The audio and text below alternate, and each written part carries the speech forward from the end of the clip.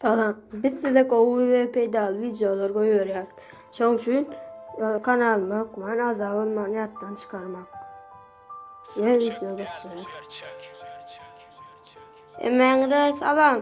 Bugün biz sizlerle Türkmenistan'la işleyen Ukrayna görüşürüz. Video başlamakta. Video like koy, kanalıma hıkman azal ol ve neyme sorun varsa komentarya yaz. Ve video başlayalım. Men görüşürüz Ukrayna'nın Sifon Pro. Ne? Sifon'a giriyorlar. Başında ne? Play Market'e giriyorlar.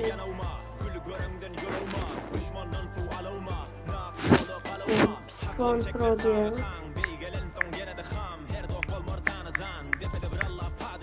Sifon Pro.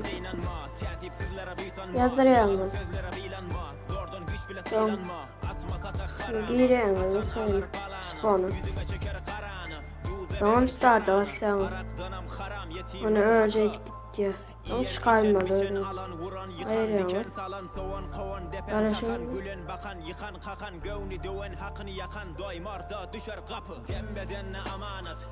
Neydi? Öyle browser'a girse şu açıldı böyle. Neden bir karışacağım ama şunlar açıldı böyle. Yani anlatan korkuyor.